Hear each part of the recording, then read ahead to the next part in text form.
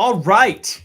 Super wild card weekend is over. And I got to say, guys, wasn't that super. Wasn't that super at all. But hopefully you made some money watching football. I am TommyFreezePops. We are here with OddsTrader for the opening line report, as we are each and every Sunday night. It's Monday night, but we're treating it like a Sunday night here as we get ready for the divisional round. We're going to give you your first look at the divisional round matchups here. As soon as the lines drop for Tampa at Detroit, we'll hit you with those. But in the meantime, let me get my guys Albert and Stu in here. Monotone Football, Analytics Capper. Fellas, what is going on? Monotone, let's kick it with you here first. Obviously, we got Tampa taking care of business against Philly here at home, and they're going into Detroit here. So again, lines will be available when they are. We'll get those to you here. You are obviously not surprised by the upset here, upset in quotes. And what do you got for this upcoming game without knowing the odds at the moment here? Bucks heading to Detroit. Yeah, no, I mean, I've got to imagine as someone that was pretty big on the Bucks this week, right? I said last week, that's where I'm starting every single one of my teasers, right? Whether you trust them to cover by 3 or not, some of those 9 and even 10s at certain points, were free. But luckily, there was no sweating involved as they got the win outright. For me, I think one of the key matchups we're going to have to look out in this game is, that Lions rushing game, right? David Montgomery, Jahmyr Gibbs, that's one of the strongest two-headed monsters in the league. If there's one thing we do know about Tampa, Vita Vea, they fight in the trenches. They are a very good run-stuffing unit. For me, a lot of it's going to come down to how much can Jared Goff take care of business against the secondary, right? We got a team in Jalen Hurts and the Eagles who throw over the middle less than any other offense in football. That is, right, they threw over the middle less frequently than any other team in the league. That's really where Tampa's the weakest. They have some great safety play. They cover deep very well, but they allow a lot of short and intermediate stuff. For me, Jared Goff is no wizard down the field, but he can get the job done over the middle, whether that's Amon-Ra St. Brown, whether that's Sam Laporta. I think there's going to be enough offense that maybe the Eagles weren't able to take advantage of that I think the Lions were going to get the win right here. So we do have lines here, folks. Ooh. Tampa, a 6-point dog Wow. heading to Detroit here. You can get the Lions on the money line at -265 and Tampa at +215. A total of 49. That's an interesting total here. AC, what's your initial read? Yeah, I mean, for me, it was a pretty good weekend. I got 4 of the 6 games correct. And then if you include the second half presses, it ended up being a 6-2 weekend. But Detroit was the game I got wrong, and it was really wrong by 1 field goal. I know they only had 3 points in the second half. I think this is a great offensive team. This is going to be another home game for this team, and we spoke about this all season long. This team is built for the home dome. They're built for the really fast track at home. I love Detroit -6. I think this line is going to move, in my opinion, closer to 7. So if you like Detroit now, I think Detroit's a good play. And, Stu mentioned some of the guys that are, doing work for them, from Amon-Ra St. Brown, Josh Reynolds even stepped up, Jahmyr Gibbs stepped up. But another week where they're going to get healthier, right? Laporta came in, wasn't 100%. I think this game, they got that playoff jitters off of them now. I think they can play free. And I think Tampa Bay is already playing with free money themselves. They're going to be the big underdog traveling on the road. So I think this is going to be a crooked number. I think Detroit's the right play.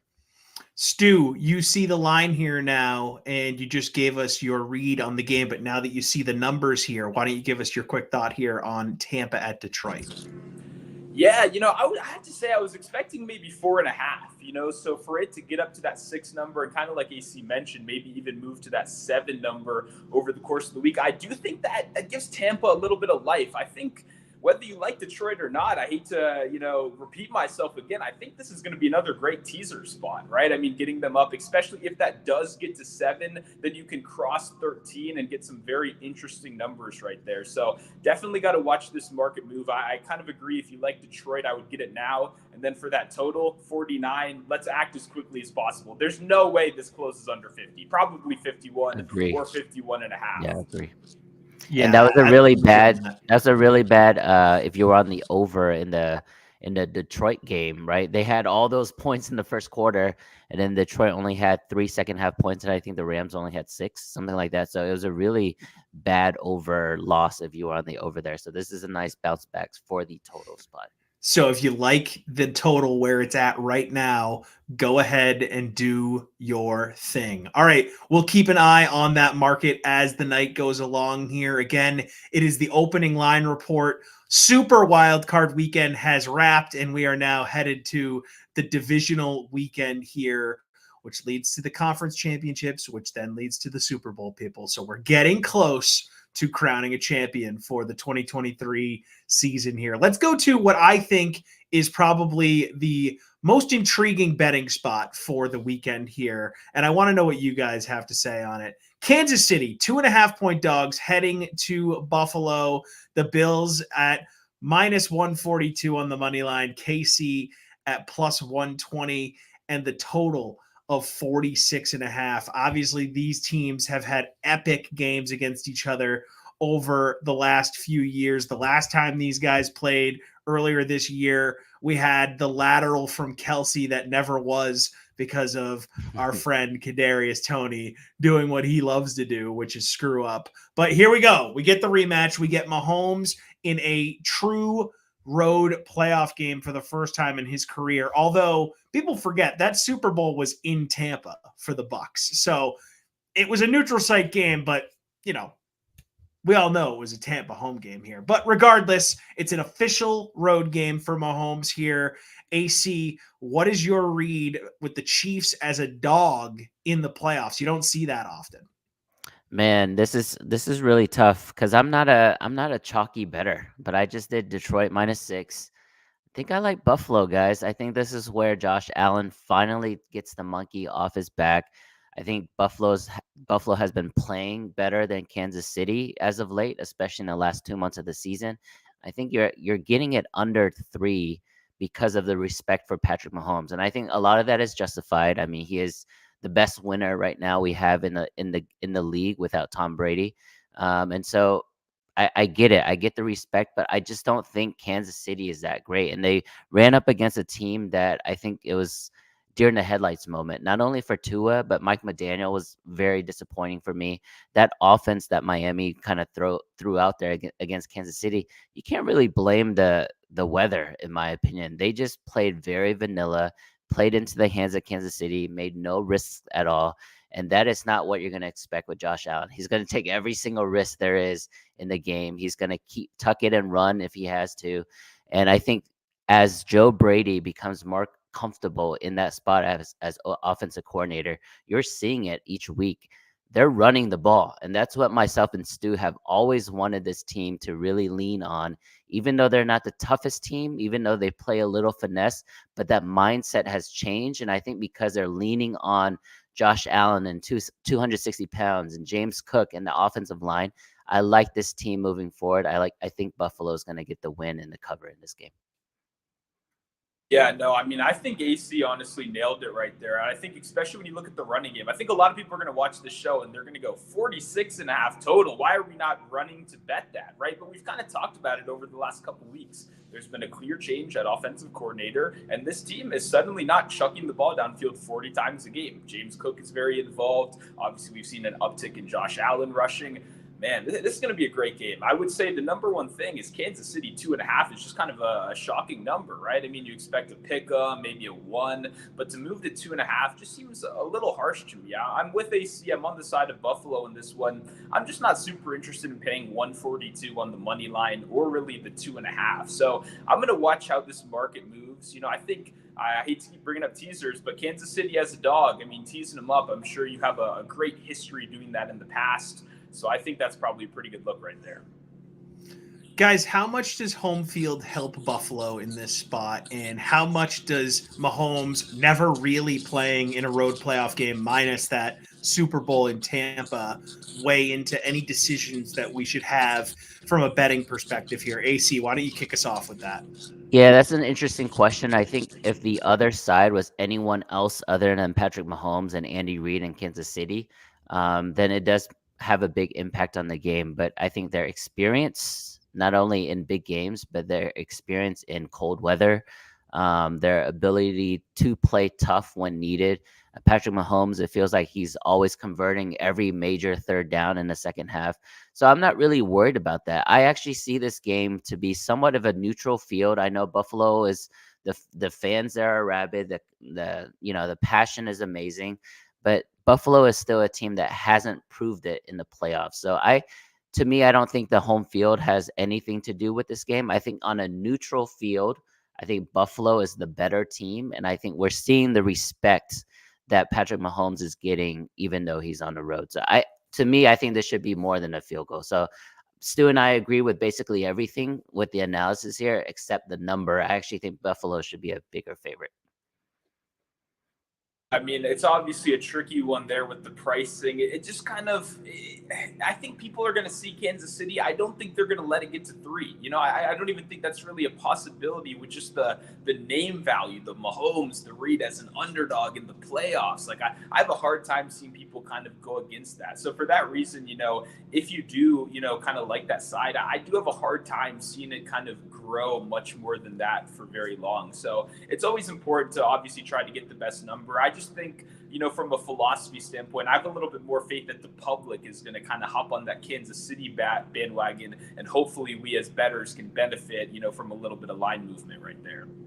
Yeah, especially when you see KC as an underdog, you have to think that the public is going to jump all over that because it's Mahomes, it's Kelsey, just like you said. They're in all the commercials. All right, since we started talking about the Mahomes v. Allen game, we did have movement here in Tampa at Detroit. It's already down a half a point here on the total. So we're at 48.5 at the moment.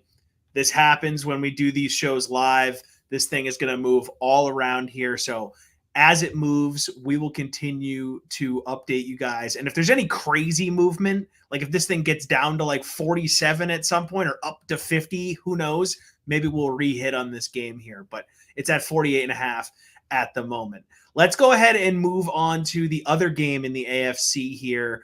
A very fun quarterback matchup here. CJ Stroud heading to Baltimore to take on the Ravens. You can get the Ravens as a heavy money line favorite at minus 455. Houston at plus 350 and a total of 46. Plus 9.5 felt like a lot, and we're going to see two big numbers here back to back here. Obviously, Baltimore has been dominant this year, and San Francisco in our next game has been dominant. So that's why you're seeing the 9.5s and the 10 that we're going to see in the next game we talk about here. But 9.5 in the second round, just you don't see it that much. And we saw Houston look really, really impressive against Cleveland. Now I know Joe Flacco helped them out a lot, but even outside of that, the Texans looked legit on Sunday here. So I don't know. 9.5 feels crazy to me, but you guys tell me why it's not. Stu, why don't you hit us with the analysis here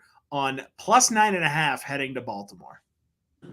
Yeah, I mean, that's a tough number, right? I mean, with everything we've seen from CJ, I think he's kind of earned a little bit better from 9.5. And for that reason, I think I'm going to take the Texans and the points in this one. When you look at Baltimore, right, this is a defense that can bully people, no doubt about it. And I think that's what this line kind of reflects, is that they're worried that a rookie quarterback is going to go and get beat down by this Baltimore defense. But, I mean, the defense he just played against the Browns, right, I know it wasn't the performance we expected, but via DVOA, that's the 18th best defense in the last 40 years since they've been recording stats, right? So whether you like it or not, no matter how many mistakes they made, I mean, you got to give CJ some credit for putting that offense in positions to really burn them the way they did. So for that reason, I think the Baltimore offense is going to score. I don't think there's any doubt about it. But when you look at the Houston defense, they've kind of struggled against the pass, but they have been very strong against the run this year. And we obviously know Baltimore is going to pound the rock no matter what, right? Whether it's Gus Edwards, Lamar Jackson, they're going to run the freaking ball. So for me, I think we see a close game. I think it goes down to the wire. Baltimore probably does end up winning this, but 9.5 is just too many points for me after what we've seen from CJ Stroud so far. Yeah, for me here, this is the one game where I'm not gonna choose the chalk here, right? I was on Detroit, I was on Buffalo, with a caveat. I think Baltimore taking basically 3 weeks off. For those who don't remember, they didn't play in the last week of the season. They already had everything kind of locked up. So none of their, major starters really played. So it's like close to a month where real football has been played in Baltimore. And I think they're going to win, but I think they're going to start off slow. So I think Houston first half is a good play. +4.5, +5, something like that, because Houston's momentum is real. CJ Stroud is the real deal. And I think Baltimore is going to be able to score on Houston, but CJ Stroud is, one throw away, with Nico Collins being one of the best, like, one-on-one receivers we've seen in a while. So I like this team to make noise. I think they're going to score and have to keep up against Baltimore, because I don't really trust the Houston defense very much. And honestly, like, D'Amico Ryans is a great coach, and I think he's a nice players coach, but I think in-game decisions, he kind of struggles. So I think he's going to make, in my opinion, he's going to make one or two really big mistakes that will force CJ and that offense to really open it up, which I like better. They need to open it up, play quicker, and get the games in the 30s, in my opinion, to compete. So I like Houston first half. And if you don't like that, maybe the full game over, because I think both teams are going to score.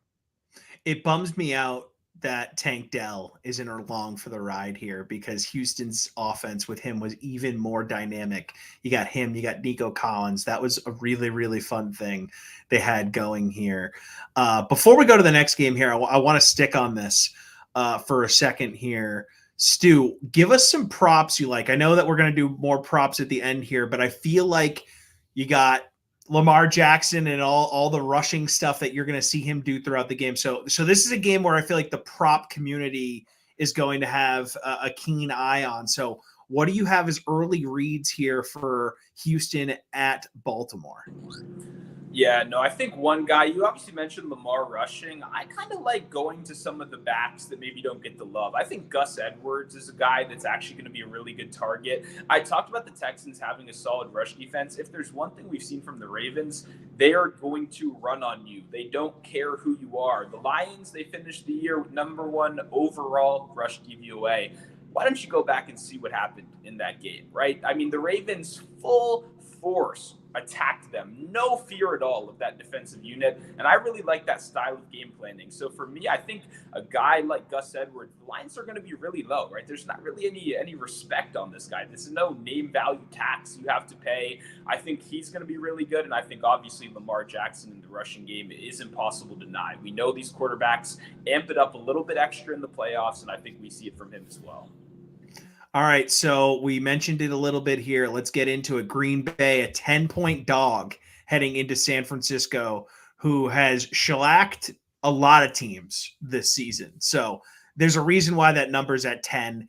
You got San Francisco on the money line at -470. Green Bay as a dog at +360, and the total is 50. Now, AC, we're going to give you a second at the end here to give your obituary to the 2023 Dallas Cowboys. So we don't need to get into the Cowboys part of it too much here, but I'll give you the floor here first on Packers heading to San Fran, since you just got a close and personal view of Jordan Love and what the Packers are doing right now. Do you like them at +10, or do you think San Francisco is going to cover that number?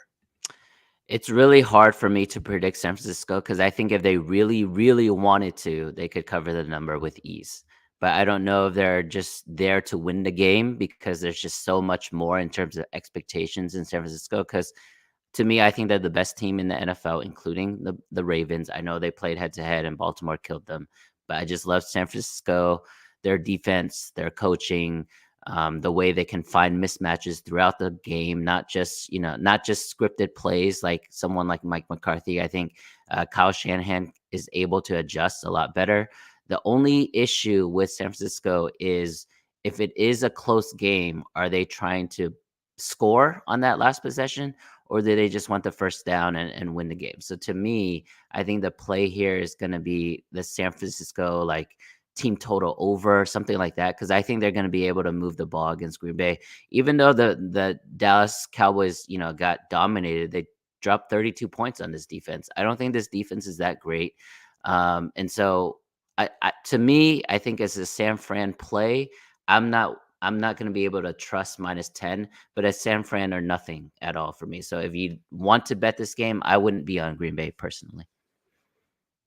Yeah, I think it's hard to not lean towards the points just at first glance. I mean, the question I think you have to answer in this game is Jordan Love going to have enough time to get the ball down the field, right? Because to be honest, I mean, he's benefited from some of the best pass protection in the league so far this year, right? And when you look at the 49ers, the front is spectacular. The linebackers, spectacular. The secondary is actually when you can beat them. You can beat San Francisco deep and down the field, and that's exactly where Jordan Love likes to work. So the biggest question is that offensive line going to be able to keep him upright long enough to do that, right? You got a Bosa, a Young, like that's a very scary unit. And my initial reaction is that the answer is no right there. And I mean, I'm a fan of Jordan Love. I think what they've done is spectacular this season. But at the end of the day, when the lights are the brightest, right, I think it's going to be tough. And what we talk about, this Green Bay rush defense is awful. It's truly terrible. It's one of the worst in football. And at the end of the day, that wasn't taken advantage of enough, right? Tony Pollard hasn't been efficient all year. The Cowboys have not been a good rushing unit all year long. I don't think they were able to adequately take advantage. What happens when this game is 7-0, when it's 14-0, when suddenly the San Francisco 49ers defense can plan for you to pass on every single down? That's when crazy stuff starts happening. And that's the reason why this 49ers is one of the highest scoring defenses in football, is because they make plays and they cover those crazy numbers. Yeah, another thing I'd like to add, that's great stuff, Stu, is Green Bay, it again, from a narrative perspective, like a body language reader, like it feels like Green Bay's already happy. Like they beat Dallas in Dallas, which is a great team at home, and they shellacked them at home. And it seems like the way that they reacted and celebrated, it seems like they're good for the season. Whereas San Francisco has much, much bigger sights than just the divisional round. So in my opinion, that's why I can't take the points here. And you're right. It's really going to depend on how it starts. If Green Bay is able to, keep it close throughout the first half, maybe that's something that they can do in the second half. But it's a potential game, in my opinion, just because of they're going to get 1 day less of rest. They still have to travel west, and they're going to play a team that's pretty much like Super Bowl or bust. Like, they're not going to be happy winning this game by 10. Like, they want to dominate this team and move on to the next week. So to me, I don't know, man. The more I talk about it, and that's why it's great doing these shows live, is I think I like San Francisco, but there's basically 3 of the 4 games are pretty large spreads, right? -10, -9.5, -6 for Detroit, potentially -7. It's not going to be a chalky weekend. It's never it's never going to happen what everybody expects the better team to win. So there's going to be 1 or 2 upsets. I don't know is this one, but definitely keep that in mind. So, I take a look at this matchup here, and all I can think about as someone who is infinitely and always annoyed by Aaron Rodgers is how sweet it would be if Jordan Love and his first crack at the Niners in the postseason got the job done. I'm not saying it's going to happen, but if the NFL script writers are listening, that's a note from your boy here. Go ahead and give Jordan Love a win over San Fran just to shove it in Aaron Rodgers' face here. That would just be absolutely fantastic. It's not going to happen, but I just wanted to put it out there. All right, so before we get into the Cowboys obituary here, AC, I want to quickly take a look at the Super Bowl futures market at the moment. We got the Niners at +175, the Ravens at +290, Bills at +500, KC at +700, Detroit at +900, Tampa at +2,500, Houston at +2,500, Packers at +2,500 here. So I know you guys both really like the Ravens and the Niners, so that's obvious here.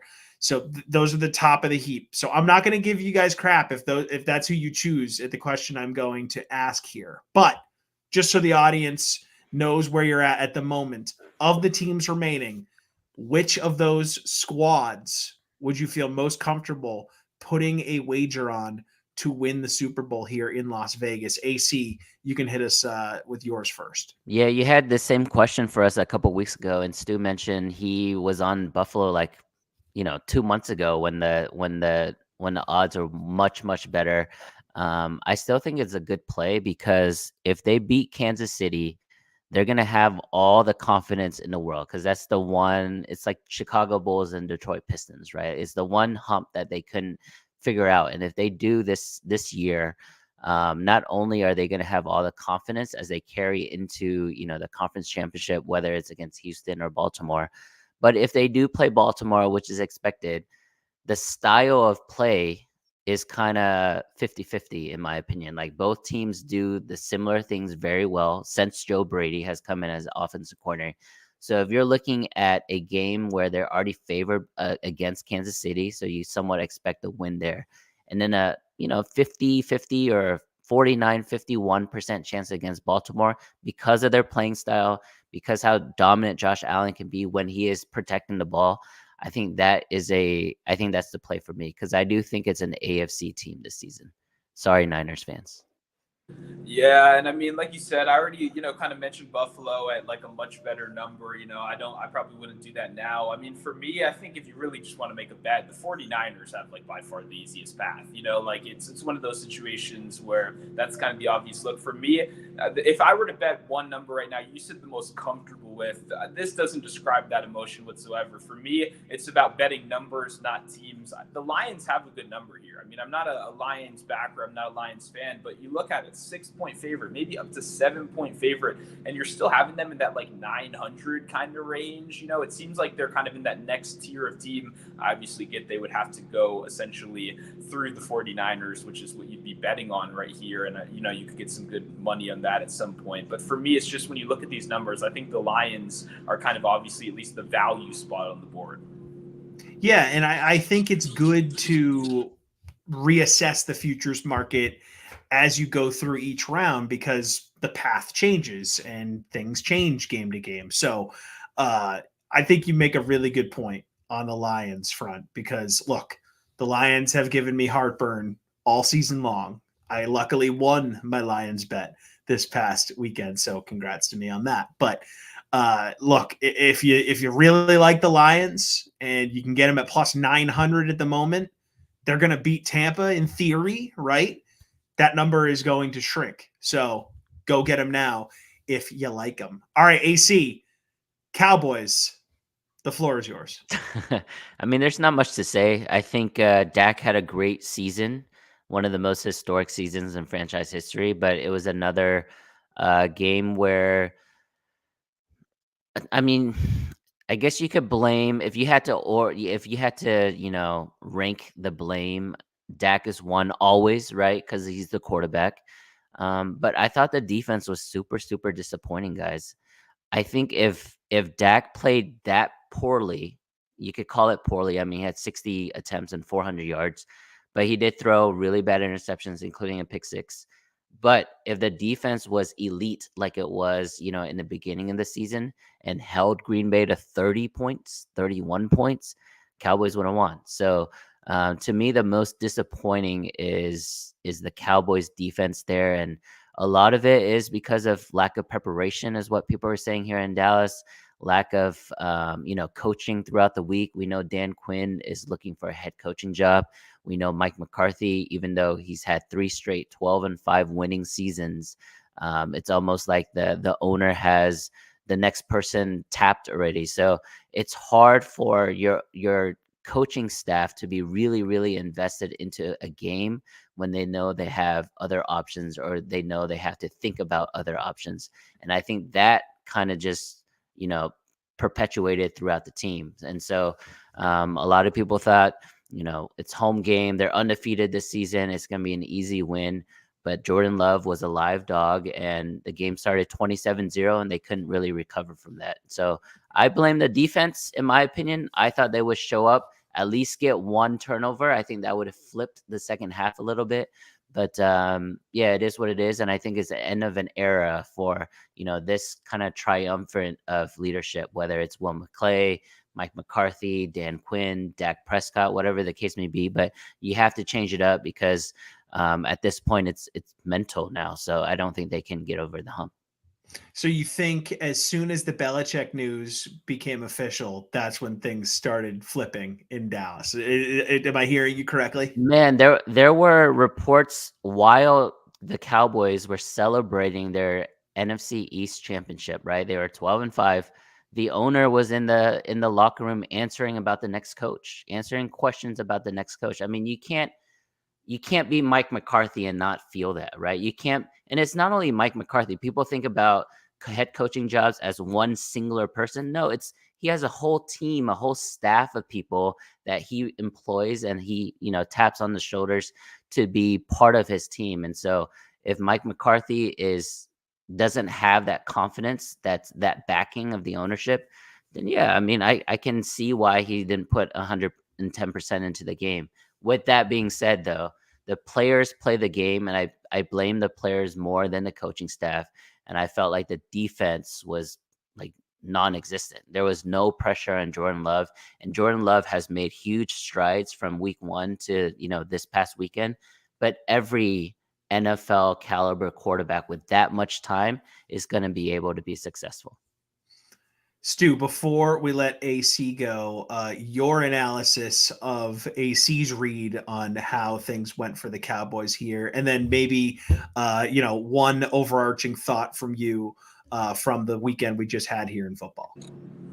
Yeah, no, I mean, I think you kind of nailed it there. I think one of the biggest things when kind of looking at Dallas, right? I think Dak, I mean, he still played at an MVP level this season, whether you want to respect it or not, right? At the end of the day, I think a priority on the running game is going to be a big deal. I kind of mentioned that earlier, right? I mean, that's a glaring weakness of this Green Bay team that almost any team has kind of been able to take advantage of. It opens up the play action. It really lets you work down the field, right? And I mean, Tony Pollard has just not gotten it done this year. He was so efficient last season on limited touches that I think everyone just thought he was going to continue that. And the inability to run the ball, I think, has kind of hampered them on offense. I mean, he kind of nailed it. The defensive performance was clearly not there. They didn't show up ready. They didn't look good to go. And that's obviously embarrassing when that happens, at home in front of your crowd right there. So for me, it'll be interesting. I think Vrabel would be a good fit over there, a little bit over Belichick. That would be my preference if I was a Cowboys fan. But since I'm not a Cowboys fan, I hope you guys get Bill Belichick. I hope him and Jerry have a fight during draft day, fists going out, cameras going crazy. That's just asking for madness. So as someone that is, rooting for the downfall of not only the Cowboys, but the Eagles, just hire these guys. Why not? Get a guy that's been coaching for 45 years. I'm sure he's just as sharp right now as he was in 1967. Yeah. I just want to get it on record. I want to get on record. I do not want Bill Belichick. I think he's, we talked about this all year long. I think the game has passed him by. But if you want a figurehead there that will give you instant credibility, sure, Bill Belichick is the right move. But it requires to have the best offensive coordinator, the best defensive coordinator, the best, talent evaluator, the best draft. If you just want him to be your Nick Saban, your CEO of all these coaches, sure. Yeah, and look, I've heard all the last few days living here in the Boston area and just being plugged in. Oh, well, Belichick and the Joneses have a great relationship, blah, blah, blah. Yeah, he has a great relationship with them while not working for them. You think Jerry Jones, who's talking openly about the next head coach of the Cowboys while they're celebrating a division title, isn't going to meddle with whoever he hires next, even if it is Bill Belichick? It's just never happened. There's a reason why the Jimmy Johnson thing ended the way it did. Yeah. Bill Belichick is the most headstrong coach maybe in NFL history. He's not going to put up with that BS. So it would be a disaster. I'm rooting for it from a just storyline standpoint. It would just be a fun thing to follow, even though I love the guy and I think it would end disastrously there. And I want him to ride off into the sunset. But just as a football fan, it would be fun to see those guys battle it out. All right, AC, thank you as always. We will see you next week when the divisional round wraps up. Thank you so much, buddy. Thank you, guys. All right, Stu, we are going to go to your segment here, your weekly segment where we hit the early prop leans for the upcoming weekend of football. What do you got here? You already gave us a little preview into that Ravens-Houston game. What do you have for us in addition to that? Yeah, no, by far my favorite play of the week next week, 100%. I'm already almost positive. It's going to be Amon-Ra St. Brown, not only in the receiving game, but we're going to do something for the first time in the playoffs. We're doubling up. We're going receptions and we're going receiving yards. I mean, when you look at this Tampa Bay defense, the way it's constructed, they're strong against the run. They're going to make life very hard for a guy like David Montgomery. And what they also do, they play a lot of two deep safety looks. Winfield Jr. is one of the best deep safeties in the league. They take away the deep ball. So a guy like Josh Reynolds, a guy like Williams, who are cooking down the field, I think it's going to be a little bit harder for them. What I do think, Amon-Ra St. Brown over the middle. That's what we've seen for the last 3 years. He is Goff's favorite target in the short and intermediate. And guess what? Jared Goff had the lowest quarterback ADOT of any winning playoff game or any winning playoff team of all time last game, which means he was essentially checking the ball down his way to victory, right? And in this matchup, I think it's actually going to be even better to do something like that. And I think Amon-Ra St. Brown is just going to have so much opportunity. So that is a guy that I am dying for those prop lines to come out. I have a feeling the receiving yards is going to be under 90. I think that's a mistake. I think it should 100% be in that 95 to 100 range that we saw CeeDee Lamb in this week. I just think the sports books are going to be too scared to put it there. So I think that's 100% the first two spots I'm going to be jumping over. Another one, I thought of while we were talking about it. This is going to be a little crazy. We're going to a kicker prop. We're going field goals right here. We're going Jake Moody, the rookie for the 49ers, when the lights are the brightest. I like him over 1.5 field goals. That's definitely going to be plus money, maybe even plus 120, something like that. What we like about this, there's going to be plenty of scoring opportunities. The Packers play a heavy zone defense, bend but don't break. We're going to let you get in the red zone, but now we're going to throw every single thing at you to stop you from scoring these touchdowns. In a world of Dan Campbell, right, we were going for it on 4th and 7. It doesn't matter. Sirianni, Shanahan is not like that. The guy's not going for it. He's still punting on his own side of the field. Like Shanahan, as much as we love him, his in-game management is very Bill Belichick-esque, right? He clearly learned from his father, right? And that's led him in a lot of great directions, but it's also something to take advantage of. He is notoriously conservative, right? So everyone's going to be chasing touchdowns. You see the 30-point team total, the 50-point total in general. There's going to be offense. There's going to be scoring opportunities. I just think getting the kicker at plus money, I think we're going to have enough red zone opportunities where I think that's going to be a really sneaky look. I like that. Giving a kicker prop for a 49ers -10 game here. This is why people need to lock in here on the opening line report week to week. That is great intel. I will be driving over into the Massachusetts territory to place bets on Amon-Ra St. Brown because of this analysis. Because for some reason in Rhode Island, I am not allowed to bet on catching props for whatever reason. For whatever reason, reception props not available to me in this state. But DraftKings is the book that we are sponsored by here on the opening line report, and they do have that available in Massachusetts. So I will drive 8 minutes and I will place those bets. So speaking of apps, the OddsTrader app, you have to have it this football postseason. I hope you had it ahead of the wild card games. If you didn't, go ahead and download that right now. It is free. You get the best in-class sports betting, predictive AI in the business. Then you go ahead, you watch this. Then you go ahead and you look at how you bet all season. You mix that all together and you make responsible bets. And let me tell you, folks, it's going to work out in your favor. OddsTrader is here for you on the iPhone, on your Android, oddstrader.com. Go to OddsTrader. Don't be a fool. Take advantage of this free tool. You see what I did there? You like that? All right. We're going to see you guys next Sunday here when the divisional round wraps up. That is Monotone Football. I am TommyFreezePops. That was the opening line report, and we'll talk to you guys next week.